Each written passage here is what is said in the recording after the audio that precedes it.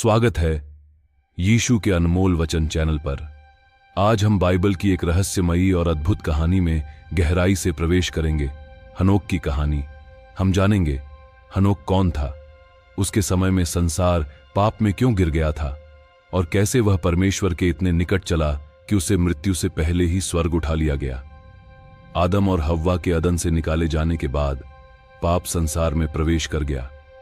हर पीढ़ी के साथ मनुष्य परमेश्वर से दूर होता गया। शुरुआत में लोग सादा जीवन जीते थे, लेकिन जैसे जैसे संख्या बढ़ी वैसे वैसे घमंड, स्वार्थ और हिंसा भी बढ़ने लगे। लोगों ने सृष्टिकर्ता की बजाय सृष्टि की पूजा शुरू कर दी। मूर्तियां बनाई गई। लोग भोग विलास, शक्ति और धन के लिए जीने लगे। पृथ्वी भ्रष्ट हो गई थी। उत्पत्ति 6 अध्याय का 5वां वचन कहता है, मनुष्य के मन की हर एक कल्पना निरंतर बुराई ही है। इस अराजकता के बीच एक व्यक्ति अलग था, हनोक।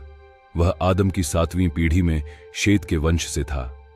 वह 365 वर्षों तक जीवित रहा। हनोक ने परमेश्वर के साथ चलने का निर्णय लिया। उसने पाप के मार्ग को त्याग दिया, प्रार्थना में समय बिताता था, अपने परिवार को परमेश्वर का भय सिखाता और साहसपूर्वक सत्य बोलता था। जब बाकी लोग उसका मजाक उड़ाते थे, तब भी हनोक अडिग रहा। यहूदा का एक अध्याय के 14वें और 15वें वचन हमें बताते हैं कि हनोक ने भविष्यवाणी की कि प्रभु अपने हजारों पवित्र जनों के साथ आएगा और दुष्टों का न्याय करेगा। पर बहुत कम लोगों ने सुना। लोगों को अपने पाप प्रिय थे। उन्हें पश्चाताप की जरूरत समझ नहीं आई। फिर भी हनोक परमेश्वर के साथ चलता रहा। बाइबल कहती है हनोक परमेश्वर के साथ चलता रहा। इसका अर्थ है कि उसका परमेश्वर के साथ गहरा रोजाना का संबंध था। उसका जीवन ऐसा था जो परमेश्वर को प्रसन्न करता था।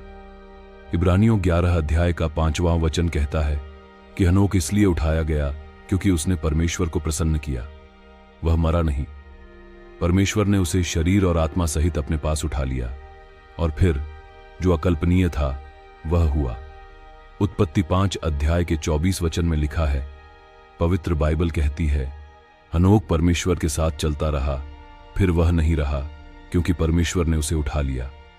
सो did Enoch visit heaven before Jesus? तो क्या हनोक यीशु से पहले स्वर्ग गया? हां, हनोक जीवित ही परमेश्वर की उपस्थिति में उठा लिया गया, उसके अडिग विश्वास और आज्ञाकारिता के कारण। हनोक की कहानी हमें सिखाती है कि चाहे पीढ़ी पाप में क्यों न हो, हम धार्मिकता को चुन सकते हैं। जब संसार परमेश्वर से दूर जा रहा हो, तब हमें परमेश्वर के साथ चलना चाहिए। वह हमें दिखाता है कि परमेश्वर के साथ गहरा संबंध रखना न केवल संभव है बल्कि सामर्थ्य भी है। कहानी का सार। सबसे अंधकारमय समयों में भी विश्वास और आज्ञाकारिता हमें परमेश्वर के निकट ला सकते हैं।